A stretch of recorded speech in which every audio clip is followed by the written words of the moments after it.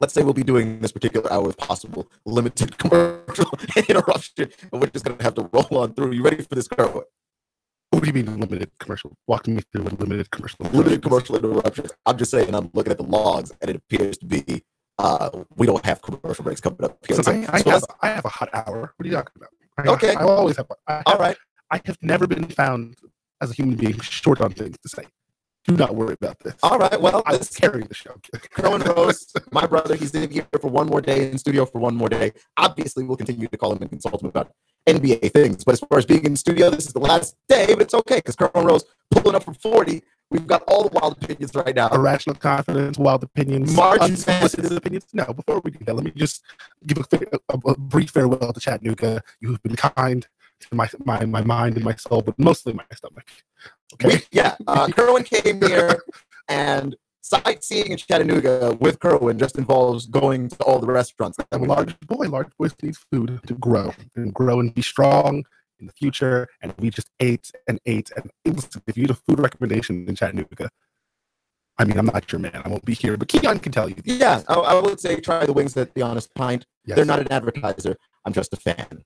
I'm also a fan of the Honest Pint. Simply a fan. And not to like Fat Boys. If you're listening to Fat Boys, be an advertiser, one. But two, keep making a delicious brisket burger, because I will come back and I will 100% patronize you again.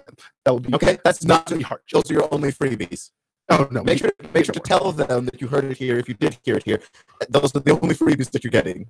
Right. Then everything else. Keon's going to show up and collect money from you guys. Okay, so we had a loaded weekend because we had the selection committee. Okay, let's just say it's a slow time of the year, but weirdly, this is a loaded show. We have a lot of things to hit. But here's the thing: March Madness makes it so that this is not a slow time of the year. Also, Tiger Woods is, I hesitate to say back, but Keon, don't do this. But no, let's not do this. No, we didn't.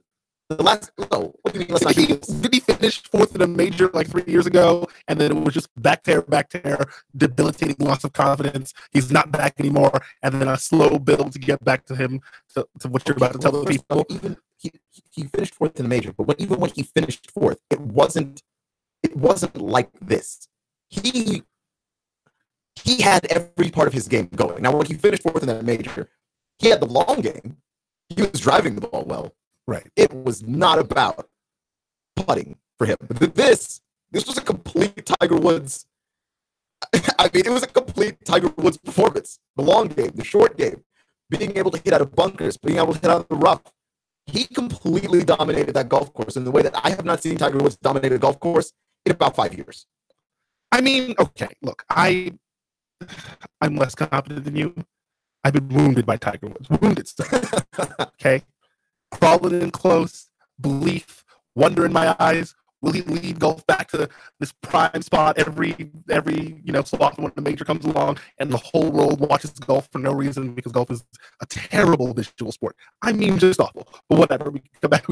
I disagree. It has heightened moments. Don't get me wrong. It has heightened moments, but that is a boring story. When it first starts off and none of the main guys have hit the thing, I don't just watch golf for like, oh, that was an amazing swing. Watching this 26-year-old guy who barely made the cut shake balls 40 yards. But they're generally spread out. You generally don't end up watching all the good guys and then just a bunch of people who are terrible. I find that I watch golf and I begin watching golf and I have a 4-hour nap. And then I wake up with the interesting good part where the tension has risen and the stakes actually matter. And that's how I watch golf. It could just be that I'm becoming old. I'm finding that this is actually just how I watch sports. Keon, all right, why are you an old man? We don't need to have that conversation. Right? The other day, we the point is, just to digress, Tiger Woods played a complete golf tournament. Okay, I just poo-pooed golf and I poo-pooed Tiger. Now let me say this, okay? Just tell me, Keon, you are a golfer. And you're 3 shots ahead of Tiger Woods and the rest of the pack. And you have just finished 12, and you hear Tiger's on 9. And he just birdied 9, and he's turning the corner for the back 9. Okay? He's 2 down from you. Tell me the fear is not in your heart, okay? I will say that. There's still power in the red shirt and the brisk power walk. Yeah, well, and the glare and the fist pump. It's all there. And when it comes together, it's terrifying. I understand that. Here's the thing. I actually do not even recall who won that golf tournament. Was it Connor from Canada. I feel like we should know that because we're invalidating a lot of our opinions. We should know Not really. No, it was Paul Casey that wound up winning. Connor had the lead for much of the third. I remember a time when Tiger wasn't really playing like amazing golf. I would just watch grown men crumble under the pressure of Tiger Woods being behind them. He wouldn't catch them; they fall back to him. It was amazing. It was amazing. Sergio Garcia is the grandest offender of all.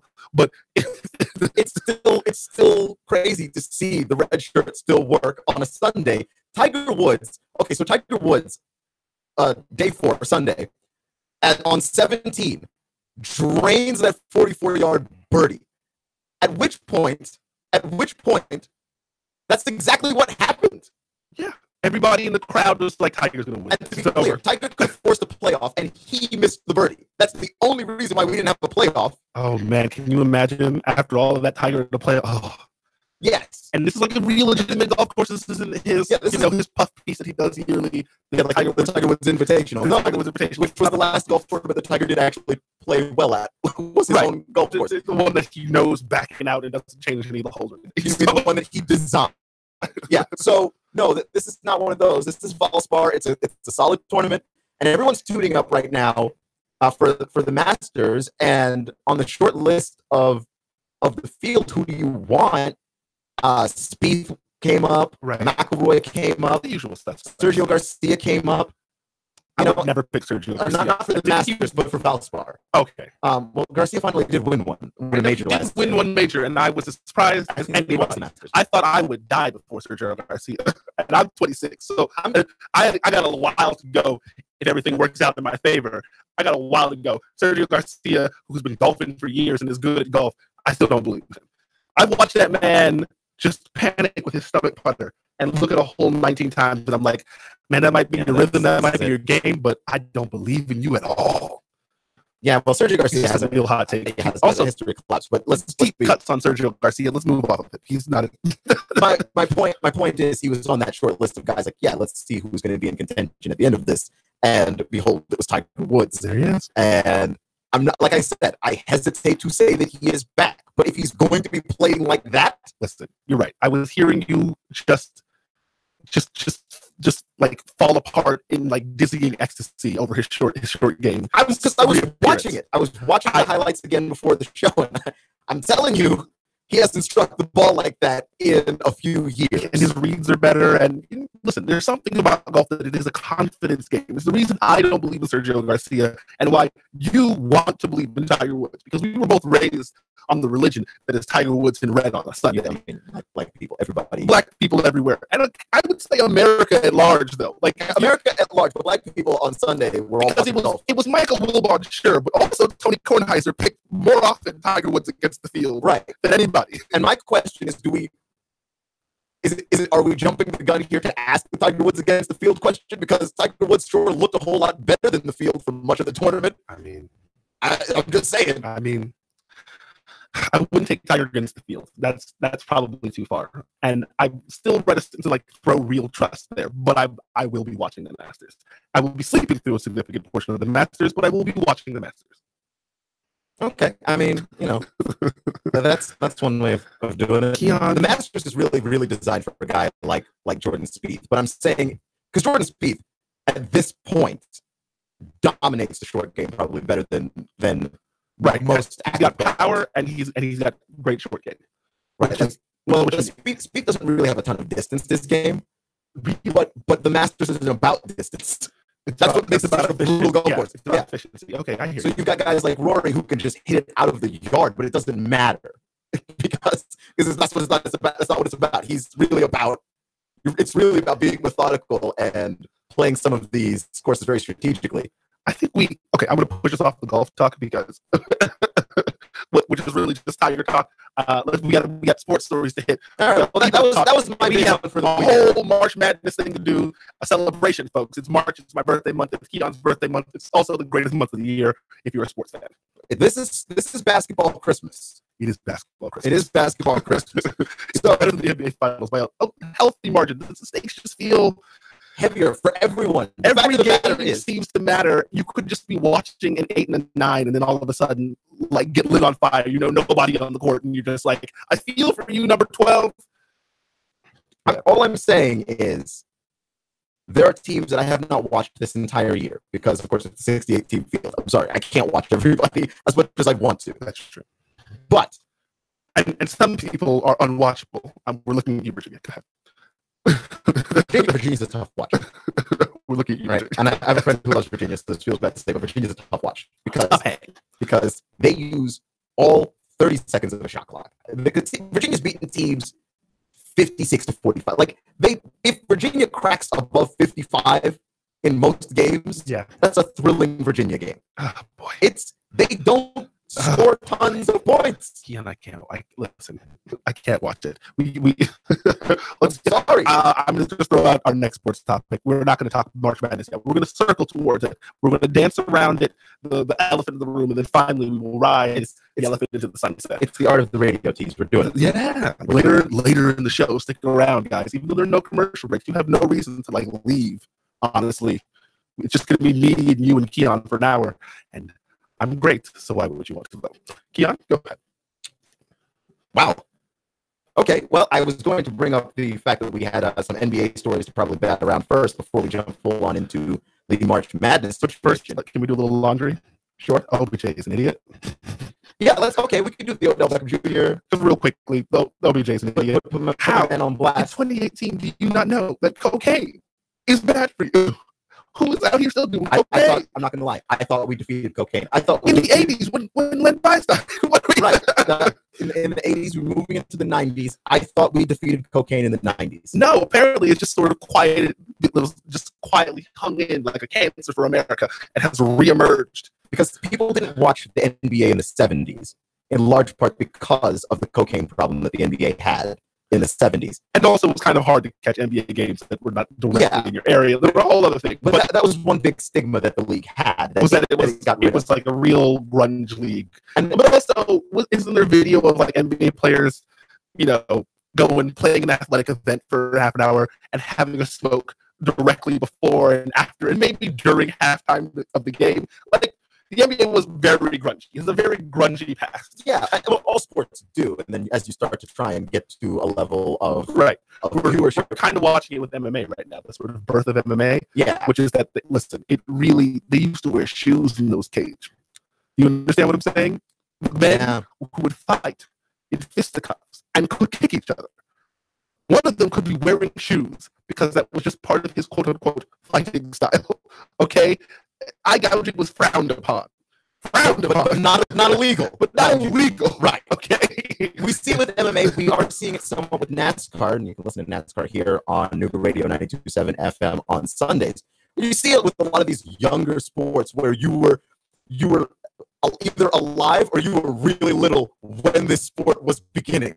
Right, and when the sport, maybe NASCAR's been around for a good long while, but when it reached national consciousness, and then I remember the day Dale Earnhardt Sr. died, and then they were like, we should probably secure their heads. Yeah, it was something that we've never thought to do. Right, like he wasn't riding around without a helmet, but his neck was like not secure, and those cars flipped all the time, and all this other kind of stuff. Right, it's like, just why haven't we designed it? Why it seems silly. But early on in the NBA, cocaine was a problem. And early on in the NFL, roughly the same thing. Like alcohol abuse and cocaine were very big problems. And even then, well into the 90s, you had Michael Irvin had a cocaine problem, and it nearly derailed his career. So it is bizarre to see in 2018. OBJ, you went to the same. Listen, he is younger than me. Odell Beckham Jr. is younger than both of the people who you're here this other person. We are solidly both millennials. So before you sound wise for your age, that's never happened to me. You sound wise for your age. First off, no one just ever said that about a millennial. They just like to stomp us out. They like to stomp us out. The whole world's against us.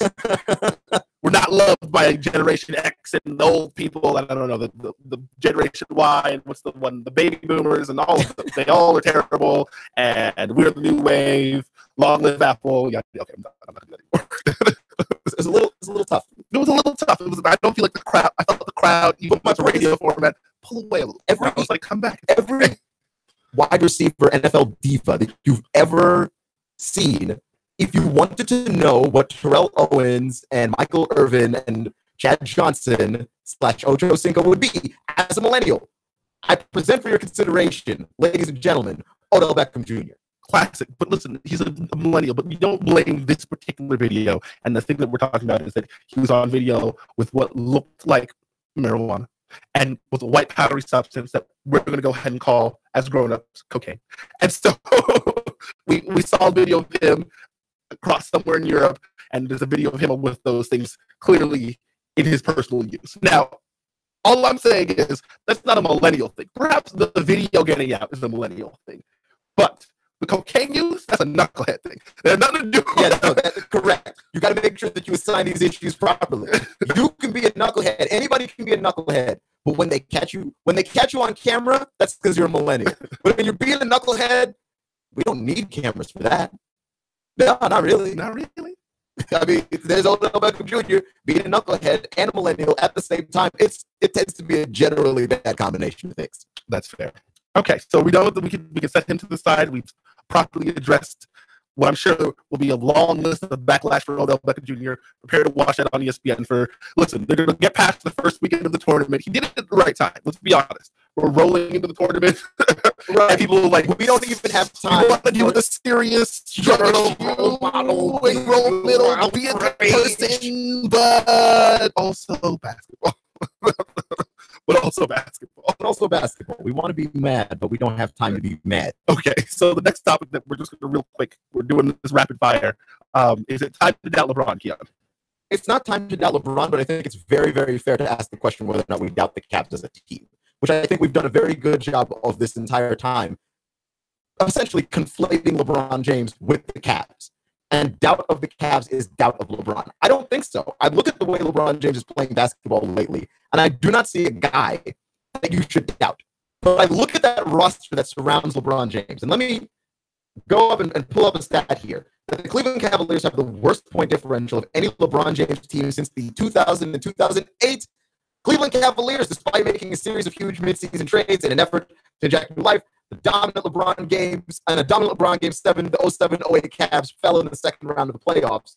This team is worse than that team in point differential.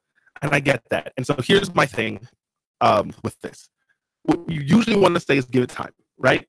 You want to be like, hey, they're new. When new teams are formed, look at what the Warriors were under Mark Jackson. They were coming together, but they were a 50-win team, and they got bounced by the Lakers a couple of times. Okay, look at the Thunder. The Thunder had three of the top 7 talents in the entire NBA on the same team at the same time and couldn't win an NBA championship. Okay, the Heat struggles in the early years. There is a precedent for teams that just get together. There's a gelling period. Okay, right. And I'm totally fine with saying that, but it is March. Okay, right. And this is a young team too. If you're still gelling when it comes around to May and June. Winning time, okay? What can I say? You're still gelling when it's time to shorten the rotations? Right, when it's time to see who's really going to be playing for you guys. And look, Kevin Love is out. We can make that special exemption. I think Kevin Love is a good basketball player. I'm sure you do too. There are many people who make a case against Kevin Love. Those people are kind of crazy and don't have eyes. This is true. And, but I question your eyesight if you question what Kevin Love makes good basketball contributions in the basketball court. An excellent passer, an excellent shooter, and a world-class rebounder. So, for me, personally, I think they'll be okay. They're going to be okay. Now, okay is not win the East. This is a different thing. If the conversation is LeBron's expectation is win the East every year, well, then no. There are at least 2 teams that one who could give the trouble. And if Toronto, and I hate doing this because Toronto always lets me down. Do you understand me, Keon? There hasn't been a year when I looked at Toronto and say, Toronto looks frisky. Let me pick them. And then they go to the playoffs, and they're terrible. Are just a godforsaken basketball team all of a sudden. And you want to say it's LeBron that's stopping them, but did you watch Toronto struggle to beat most of the East? You know who I credit with being the best Toronto stopper in the playoffs? Kyle Lowry. I mean, regular season class. Playoff trash. He just doesn't show up in the playoffs sometimes in a way that is mind-boggling to me. I don't want to speak on that too much. And don't get me wrong, because I love Kyle Lowry. This is not a hit piece. This is not an assassination of Kyle Lowry and his play of basketball. But what on earth is happening? Listen, I've never seen a man get worn down so quickly. And I just feel like they're way ahead in the standings. Maybe Boston could catch them if Boston gets Possibly. But Boston's really banged up and injured. At this point, just do what you're going to. I would just sit Kyle Lowry for weird, random 1 week stretches. And just hope that his legs keep under him. Because you need him. Like, he is a function of your offense. They need him to drain threes and to be amazing. And he can't do it for 82 games. This postseason, I hope, is the postseason that it sort of comes together for him. He did put it together for a few games last year, which is way more than he's given us in the past in the playoffs. Right. But they need more. They do need more because he's a key piece of that team. And also, Dwayne Casey for Coach of the Year. Dwayne Casey has leaps and bounds. His team runs the motion offense now. Have you seen this? Dwayne Casey's offense has evolved into an actual big boy offense. I mean, listen, people grow into being good, okay? And Dwayne Casey has a longer tenure than I've seen for anybody. But it's hard for me to say Dwayne Casey good. But fine, yeah, no, it's hard for me to say. They're really good. They're really good right now. How they have shot themselves in the foot in the past, it is hard for me to say that. And at the same time, they have grown as a basketball team, right, in a way that can only happen when a coach is good. And when they stop playing that behemoth, what's his name, in the middle? Jonas Valanciunas. Yeah, or Charles Barkley likes to call him Jonas Valanciunas. Yeah, you put your European names. He's unplayable in the middle. That's fine. So they stop playing him, and wow, they're better at basketball. All right, we're done with that. We're finally moving into tournament stuff. Keon, tourney time. But before we do a deep dive on tourney, let's talk about why you should listen to Keon on basketball on the March Madness at all. Okay, this is going to get super personal and weird. Okay, Keon, true or not true? Every time you pick a tournament, Texas wins at least 1 game. This is true. Okay, except lie a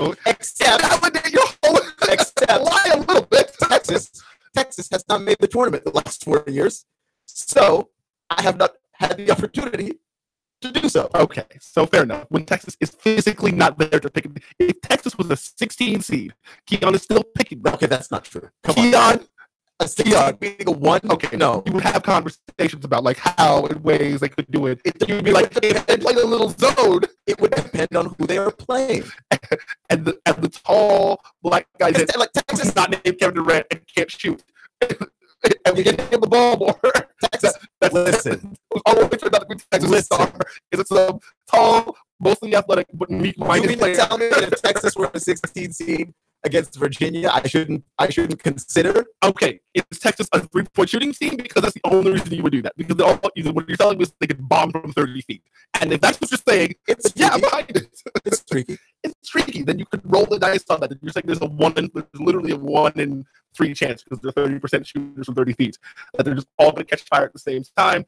They'll put up 60 points. Virginia will struggle to get anywhere near 52. I'm not saying they would beat Virginia. Okay, Texas is a team that won 19 games. You think they got Virginia this year, don't you? If they played Virginia in the second round, you think they would, and they don't. But be honest. I don't think that they can beat Virginia. No, I don't. Listen, I don't know if you're watching. I'm saying I would have to think about it. I would highly encourage you to watch it for context because I am looking in the face. I acknowledge I would have to think about it, but I would not pick Texas to beat Virginia because I've watched Virginia play basketball this year. Okay, yeah, I'll let you go. Thank you. Just keep that in mind. I think I find it hilarious that you failed to mention my anti-Oklahoma bias. No, it's almost bigger than my Texas bias. It swings back the other way. I hate Oklahoma so much, but I actually think that I like Trae Young a lot. That they haven't, but Trae Young really hasn't played good basketball in the last 7 or 8 games that he's played it. Oh, and while we're confessing biases, we were on the show last year. We did the same thing. Let us both confess that we are regretful to pick Kansas, even if Kansas is good. And me and Sam touched on this earlier. That the Bucknell Bison back in, was it 2005? Beat Kansas. Back in the day. Beat Kansas. Kansas was the number 2 seed. Have we been doing the brackets for 13 years?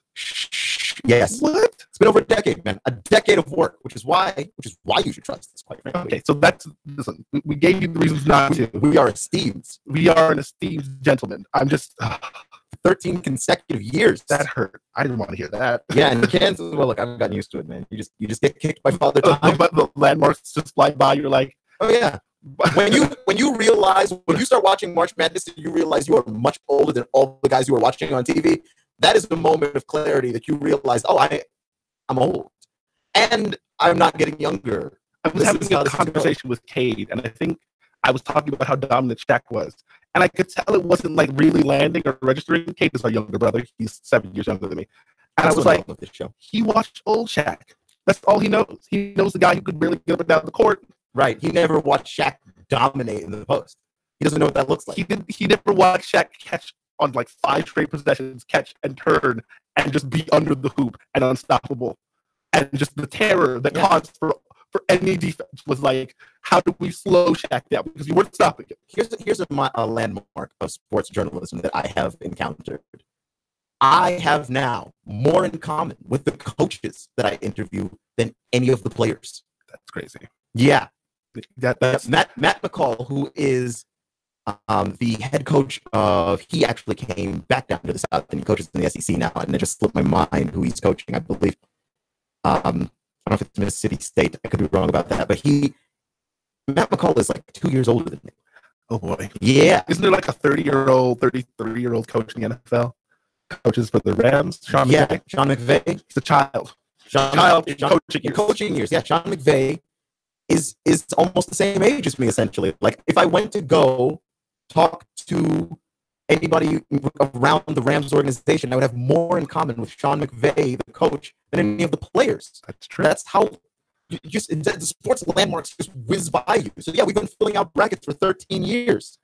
Well, okay. Well, yeah, man. We'll have a little bit on our bracket knowledge. Keon, I guess that's what we're doing. Yeah, we're old, experienced veterans, is what I'm telling you. Let's drag the grizzled, and we're gonna give you insights.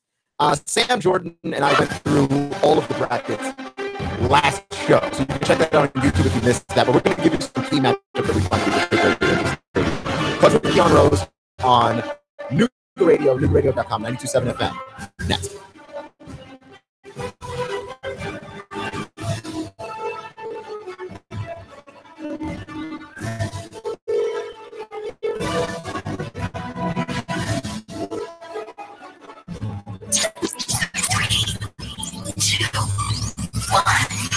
Chattanooga Radio, digital FM 95.3, HD4, 92.7 FM's news now. Saturday night blaze displaces 3, happened around 11:30 p.m. Hamilton County dispatchers say everyone managed to get out of the home unharmed. The cause of the fire has been ruled accidental. The American Red Cross is assisting them. Casey Anderson arrested again. Grundy County School Board member Casey Anderson was arrested for the 3rd time in 10 months. Anderson has been charged with failure to appear. She's still on the school board in Grundy County, but all attempts to contact her have reportedly gone unanswered. The official Chattanooga PD app unveiled. The app is the latest in a series of technological additions made to the department's services over the last several years. Some of the app's features include neighborhood crime tracking, real-time emergency notification, and access to Chattanooga police social media feeds. The Sean Hannity Show, weekdays from 3 to 6. Al St. John for Nooga Radio News Talk 92.7 News Now. Traffic, news, and information. Nooga Radio, digital FM 95.3, HD4, and 92.7 FM. Expect fair to partly cloudy skies continue through your nighttime. Cold overnight, lows to mid-upper 20s. Now for your Wednesday, look for some sunshine with a breeze out of the north, though. Light cold highs up around 40 with more mainly dry and cold weather expected through Friday. Celebrate the new year with Dixieland Fireworks, locally owned with the largest selection around. A Black Hat dealer with the lowest prices in Dixie. Dixieland Fireworks, just off 575 on Ringgold Road, East Ridge. And I'm Swarteen 12, Chief Meteorologist, Pat Report. Chattanooga Morning News with Russ and Val, weekdays from 6 to 9 a.m. on Nooga Radio, 92.7 FM. For years, you have heard these words, cash, cash, cash, and more cash. Now, Rick wants you to buy on U.S. Gold American coins. Are you tired of making 1% on your investments with the banks, even 2 or 3% at best? Well, don't miss out. Stop by Rick Davis Gold and Diamonds at 5301 Brainerd Road in Chattanooga. Buy American. Buy now. Gold is on the rise. Certified U.S. Gold American Eagle coins at Rick Davis Gold and Diamonds, 5301 Brainerd Road in Chattanooga. Oh man, rush. I've got to Good stuff for the party. Where can I go that's going to give me a wide selection of beer, wines, and spirits? Oh, I got it. I'll go to Harry's Wine and Spirits, Signal Mountain. Maybe East Brainerd Wine and Spirits in East Brainerd. I could go to Riley's Wines and Spirits in Hickson. Wow, look at the huge selection in here. Look at these great prices. Amazing. Oh, yeah. I'm going to find something for my lady, too. I'm going to make this party a success. Make your party a success when you stop in at Harry's Wine and Spirits in Signal Mountain, East Brainerd Wine and Spirits in East Brainerd, and Riley's Wine and Spirits in Hickson. Mom's furniture, her boxes of paperback romances, Mom's estate. Oh, call Dan. Dan will help you get on with your life. Let Dan clear the old house. Take care of everything. He'll hand you a nice check. 314-4034. Dan, the cleanup man. 314-4034. In this moment, who has your back? Do you know the name of your insurance agent? Does your agent know your name? Or would you call a 1-800 number that connects you with another state, another country? Get a local independent insurance agent with Auto Owners Insurance. Someone you can call when bad stuff happens. In this moment, get an agent who will protect you in that moment. Let Goss Insurance in Chattanooga help you today. GossInsurance.wordpress.com. Goss, representing Auto Owners Insurance, the no problem people. GossInsurance.com. Goss. GossInsurance.com, representing Auto Owners Insurance, the no problem people. 875-2500, 875-2500. Want a business phone system that gives you Outlook integration, Salesforce integration, smartphone integration? Why desk sets and expensive lines? Turn smartphones into a cohesive business system. Call Signal 619-1200. Signal Voice and Data 619-1200. Nooga Radio, digital FM 95.3 HD4 and 92.7 FM knows your opinion is important. So call 800-8949. Agree or disagree. Call 423-800-8949. 800-8949. Nooga Radio, 92.7 FM and 95.3 HD4. News Talk Nooga Radio. Sharp, opinionated, thought-provoking, clutch with Keon Rose.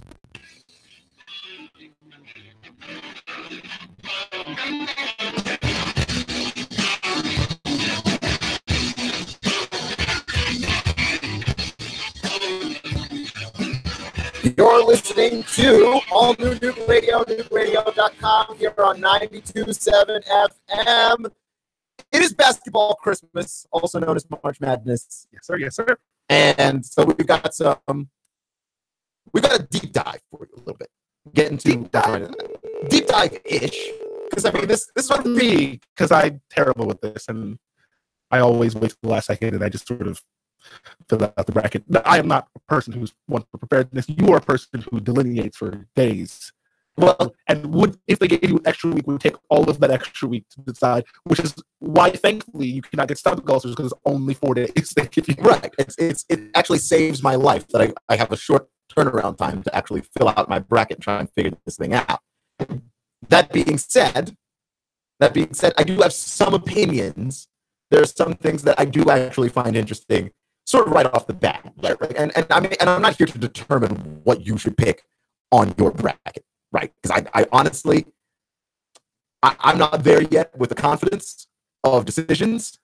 I tend to be fairly wishy-washy when it comes to this. This is every year. If you've been listening to this show every single year, I have never given you complete bracket opinions on a Monday after Selection Sunday. It's never happened. I mean, Duke is loaded, right? So we're not isn't that what people just do? Is that they just pick? I mean, I would pick the team with the most talent. And okay, generally that kind of works. Last year would have been the year for sure that you pick straight chalk. You're going pretty well. Right.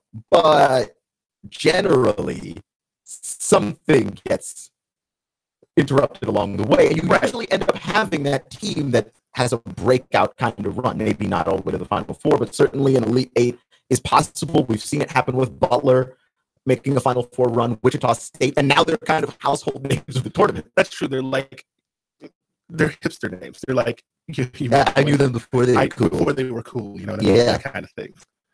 it's just like you like some kind of indie band before everybody else. Right. I like Death Cab. Like, and I don't mean to do this, but what I like Chance the Rapper a solid year and a half before anybody knew Chance the Rapper. Yeah, well, okay, yeah, that's what happens. Some people are like, yeah, you like Kendrick Lamar? I liked K-Dot. Like, just, you're that guy. I mean, okay, what? You smarmy. Were you from the streets of Compton? Because that's the only reason you would have known. Did he said K-Dot, that's why you know K-Dot. Yeah, did he hand you the mixtape himself? Right. Did what the top dog press it in your hands? We're not doing this. Yeah. K-Dot. But people do that, though. But I remember when Chance was being repped by Childish Gambino, funnily enough. And I remember, and I think everybody remembers Gordon Hayward and Butler and the run that they went on. And Butler's kind of just been a household name ever since. This is true. So I'm saying, not everybody. Well, not everybody. If you've been following the NCAA tournament for a few years, I mean, you have to remember that just because. Well, you remember the moment when they broke. What I'm saying is the people we're referencing is like the pre-break people who were like, I knew Butler was a dark horse in this story. Right. Yeah. I trusted that coach. I trusted that even though Butler made their NCAA finals run, and what 3% of the people who filled out the bracket had them going. Remind me, is that Butler's final? What game did I watch where Butler was in? Like nobody could make a layup. I remember Duke was in there. I think that Butler the next year made it to the Elite Eight or the Final Four. I forget which one. Yeah, they didn't have Gordon Hayward at that point, which was made it even more surprising.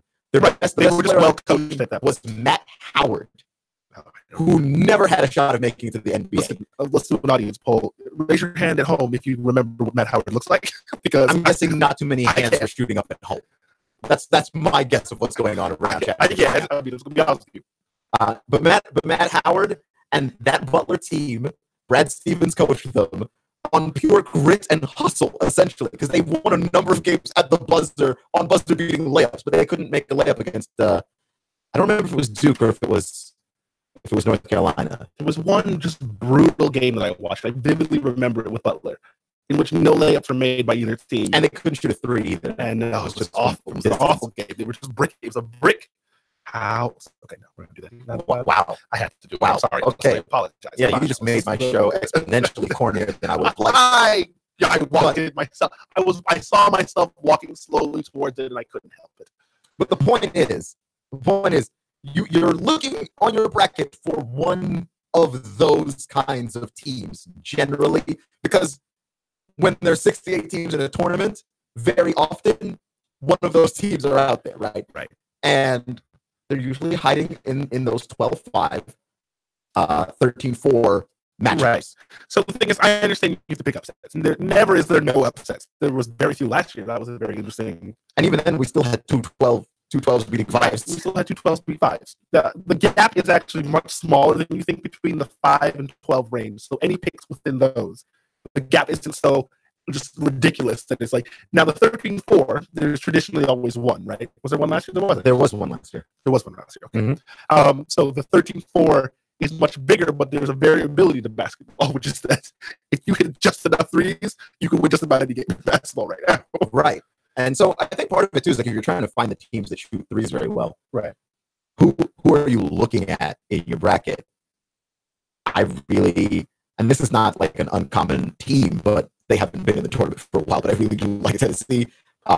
They shoot threes really well. Admiral Schofield, I think he put on a clinic of 3-point shooting the other night. That was kind of absurd. So listen, I understand you live in the state of Tennessee. I don't live here, but you live in the state of Tennessee, and it feels like a little bit of home court picking. Listen, they can shoot. They really can't shoot. That's something. Now, granted, just because you can shoot doesn't mean you won't miss. And if you miss, you will lose. Right. And as we mentioned, my Texas bias before, Rick Barnes, no stranger to teams losing before they probably should in an NCAA tournament. Right. So, but this is one of the better teams he's coached. So who are they playing? Who's Tennessee playing? Tennessee's playing Wright State to start off with. So that's going to be just a beat down. Give me that W. Okay. Yep. And then probably who? Theoretically, who next? Theoretically, Miami next. Oh, okay, the U. I mean, listen, if we want to talk biases. Shut up. This is the weakness. I have a singular weakness in college sports, okay? I rock with the U for football, basketball, I don't watch baseball, but baseball too, softball, intramural volleyball, Field hockey. golf, any sport. The University of Miami. I don't know how that came to be. I don't know either. No, I know. When they were winning those football bowl games, that's when I got into football. So I was watching them just have a time of their life, just win games and party, and it was great. It was fun. It was fantastic, and they won every game by a jillion points. And I loved to watch it. I thought that was what actual football was like. And then I watched the thing that was on Sunday, and that was an inferior product. There was less points and less celebration. Why would I want to watch that? Well, there you go. But ultimately, though, Miami and Tennessee, I think that Tennessee is the better basketball team there. And then also potentially they would play Cincinnati. Texas is also the push to the bracket. And so I feel a little rough about this. Oh boy, I do, but I think that Cincinnati is gonna wind up coming out of that. And that's going to be actually a very good basketball game. I honestly couldn't tell you between Cincinnati and Tennessee who the better team is. The Bearcats are really good this year. That's true. Okay, so you got who? You like Cincinnati a little bit, or we're not picking Cincinnati, by the way. To be clear, none of these are picks. These are just premonitions about teams. Yeah, just the conversation of like how far could a team actually go. Right. We're just and foreseeably, Tennessee could make an Elite Eight. And depending on the matchup that they get, because they also share that portion of the bracket with Virginia, right? Who they shoot. We talked about beating a team like Virginia, shooting threes is key. They shoot well enough, I think, to beat Virginia. Right. So it's possible for appearances actually stumble into and listen. Available for Tennessee. That's huge for Tennessee because Lord knows they're not winning anything when it comes to football. So, wow. Wow. You got a new coach. Oh, hey, this is the tradition. Kerwin shows up on the show. Same old. And at least one Tennessee football. I'm not going to sit here and defend Tennessee football right now because I actually want to see what happens under Jeremy Pruitt first before I open my mouth. But go on, man. Give it a shot. Keon defends them, and then they disappoint the entire state of Tennessee. Give it a shot. To my elation. Go ahead. To be fair, Butch Jones was highly disappointing. As a human being and as a coach. And on multiple levels of analysis.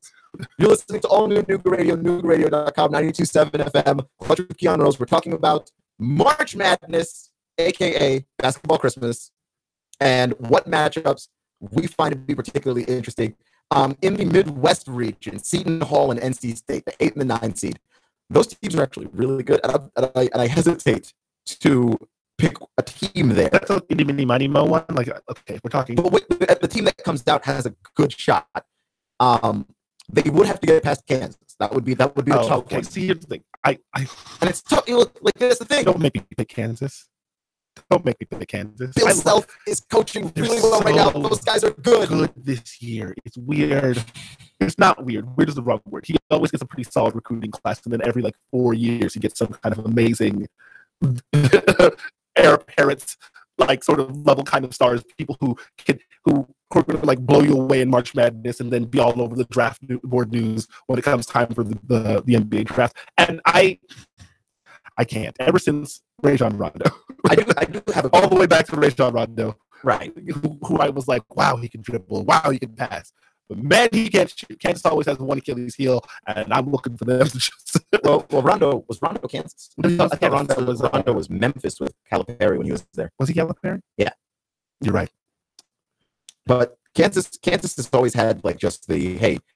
Kansas and Duke are the two teams when they're highly seeded. That's when they're scary to root for because they really lose games they just ought to win. I don't know. There's a crippling effect inside. They're wired to lose, and I'm willing to stick with that. Kansas wins 2 games of this tournament and gets bounced. So is that enough for them to beat up with the 8-9? But I think if Kansas runs into NC State, that actually could be a very tough matchup for them. At a certain point, well, it depends. If you catch Kansas on the right night, that's the thing. They'll play anybody up the building. And so it's hard to gauge with them. Their peak is better than you. There's the Valley. Who knows? But they've played very good basketball as of late. They're playing their best basketball at the right time of year. This isn't one of those Kansas years where they start off hot and then back into the tournament because we've seen that too, and that's rough. But this is one where they're playing their best basketball come tournament time. I'm just saying, if Kansas rolls up on NC State, that could be a very interesting matchup. Another one that I think is particularly fascinating is over in the West region. I was just looking at it. Oh, Gonzaga and UNC Greensboro. They're in the Southern Conference. They're in the Southern Conference here with UTC. Okay. In the same conference. I've not watched a single U. I have no opinion on this. I have watched exactly 2 of their games. I think that they're a very good basketball team. But more importantly, I don't like Gonzaga. You don't like Gonzaga? Why? Yes. Talk to me about why you hate Because Gonzaga. even though Gonzaga fans lean in closer so that you know exactly why to all 3 of them, so you can direct your hate specifically in very nuanced ways. Gonzaga is in Washington State. I highly doubt that we've got the band of Gonzaga fans. Chattanooga is a port town. That means, well, not in the sense that we're connected to any body of water, but in the sense that like a lot of different things cross through here. We've got a couple of schools, and we've got railroad tracks, and more trucks and 18-wheelers than anybody has ever needed to see in life. And it's a reminder that we are still in the Stone Age, that we still ship everything on a set of 18 wheels attached to a gigantic motor. Like, how are we not develop sky trains or whatever? All I'm saying is, if I offend all dozen of the Gonzaga fans in the city, dozens, right? I don't care. I'm not overly concerned with Gonzaga fans. All right, with that said, light them on fire. So, UNC Greensboro, UNCG, they can push you around on the interior. Okay. And Gonzaga is soft. And I've seen this annually. They don't go as far in tournaments as their talent should actually take them. Because they're soft. You're a mentality guy in that first round. Listen, the first round is like a big national stage for a lot of these kids. A lot of these teams don't get those national games. The Kentuckys of the world do. The Dukes of the world do. Obviously. So, the Michigan State, whenever your team is really good to start the season, you get a lot of run. Michigan State, I've seen like 4 Michigan State games. They're good. They're an excellent, phenomenal team. The issue is, you get into that first round, you're Gonzaga, you're a good team, not a great one. You haven't had a lot of run, and suddenly there are a lot more cameras, and there are a lot more journalists. Where do all these people come from? The crowd. And people don't watch Pac-12 basketball like they should because hashtag Pac-12 after dark. You play on the wrong side of the country, and we all go to bed. No one's trying to say. I'm sorry, dude. We all have jobs. You can only watch Gonzaga on the road. I wake up in the morning. I'm not trying to figure out how to stay up all night and watch Gonzaga play basketball. So that being said, the lights come on in your Gonzaga. You could get pushed around as a possibility. Now, Gonzaga's been a higher seed for many years now. I think this is their 3rd year in a row. But I mean, it's not exactly like any particular dominance came out of it. I mean, listen, I like Gonzaga all the way since Adam Morrison, way back in the day, and the stash that was Adam Morrison and the boys, and the boys. Adam Morrison, who was just broke a little too early. 6'11" guy, could drain the 3 from anywhere. Signed me up, and then a lot of people signed up, and it went poorly. I think he plays rec ball. It's hilarious to me because Adam Morrison comparison, not to get too far off the subject, Adam Morrison was compared to Larry Bird at the time, which I recall at the time was laughable to me then. And I didn't know enough about Larry Bird, but I was like, well, then Larry Bird is trash. I know enough about Larry Bird because YouTube exists. I have to watch Larry Bird highlights. I've read books and I've watched clips and I've watched a couple of Larry Bird. Like I've seen Larry Bird play. Don't get me wrong, right. But if the goal is to compare two objects and one is to raise the profile of the other, you're degrading the other human being. Adam Morrison and Larry Bird are not even the same species. Let's not do this. Not even when Adam Morrison was playing well in college. No. What on earth are you talking about? Larry Bird's basketball IQ is through the roof. Adam Morrison was a good player and a good athlete because I don't think you can make it to the top of college sports if you actually really can't play. But in relation to Larry Bird, it's trash. Okay. I mean, come on, what are we doing? So yeah, that Gonzaga's been a pretty known quantity since then. I just watch a basketball team that when I have the chance to watch Gonzaga, they just get pushed around for 40 minutes. Like I feel that's what I watch constantly. That's okay. So can you give us one concrete thing for this broadcast because you have given us nothing. One concrete thing for this broadcast. Gonzaga is losing. Is that what you're saying? Well, I'm trying not to. Okay. Well, the concrete thing I can't pick like a 2/15 as my concrete thing, right? Because like that seems to be less fun and less interesting. Speak the evil that they're not noticing. Speak it into the world. Okay. Let me Give me a second here because I'm looking around. Okay, while Keon decides, that might take the rest of the show. We don't have that much time. I'm gonna give me 30 seconds. Okay, I'll riff in this 30 seconds. Keon has given the show to me for 30 seconds. It's now Clutch with Kerwin Rose. Thank you for tuning in. Chattanooga. 7 FM. Thank you, guys. Let's just talk about the 3 players you have to watch that are not on teams that you probably are going to watch anyway. So if you're going to watch Duke, there's Marvin Bagley III, obviously. If you want to watch Oklahoma, Trae Young is there. Fine, whatever. Now, watch Arizona. This is my contention to you, that one of the best centers in the country that you probably have not heard of, DeAndre Ayton, is on that team. He is built like a skyscraper with 2 bowling balls attached to it. It's amazing. It's amazing. Okay? He looks slow. Now, here's my only issue. He looks slow, and he plays no defense. But he can shoot, and he is the all-time rim runner mooch. This is the style of play that I believe in as a basketball player, which is the guy who hangs around and waits for the miss and ducks. I've been doing this for years. It is a valuable way to contribute 20 points to a basketball team. And he kind of has some modern bigs to him. Now, I am a person who watches more NBA than NCAA. So these picks are kind of with an eye towards the draft. I'll admit that. But also, DeAndre Ayton is like genuinely kind of an entertaining player, and he's huge. You'll just spend 5 minutes marveling that there's a human being at that size in college, and you'll just be like, I just don't think they don't build people like cartoon characters anymore, genetically speaking, and it's beautiful. He's 250 pounds right now. He's 20. Okay, next guy up, Mohamed Bamba. Keon's Texas Longhorns. Yep, Mo Bamba. Make an appearance on this list. I don't know why. I'm just throwing him a bone. He's like a classic rim runner type. Correct, because he can't do anything for himself offensively. Right, but that doesn't matter that much in college hoops. But he is a gifted sort of athlete. He's like, if you want to see a display of athleticism, this is your guy, okay? He reminds me of DeAndre Jordan before he got old. Right. Well, DeAndre Jordan's not old yet. He's not old, but DeAndre Jordan, like the explosiveness that DeAndre Jordan had at the very beginning of his career. Right, but that was a recklessness. I would say he still has most of that explosiveness. He retained, like, let's say 90% of it. But I guess that's why he reminds me of that. Because Mo Bamba definitely has. Mo Bamba will launch himself at any alley-oop, even if it's if it's a missed shot and he thinks it's an alley-oop, he'll launch himself at that too. And it's kind of beautiful to watch. I love me some Mo Bamba. Okay, and the last guy on my list of people you should watch in the tournament that are not on mainstream teams, Michael Porter Jr. and Mizzou. Now, fair enough, Michael Porter Jr. is a brand name, but I don't care. Michael Porter Jr. is the guy that I want you guys to watch. He had back surgery, and he's slow. He looked average, powerfully average in the SEC tournament. But give him a chance, guys. Let him watch and then disappoint you and then turn against him. Keon, LZHD4 Ooltewah, W224AZ Chattanooga, 92.7 Digital FM 95.3 HD4 Chattanooga.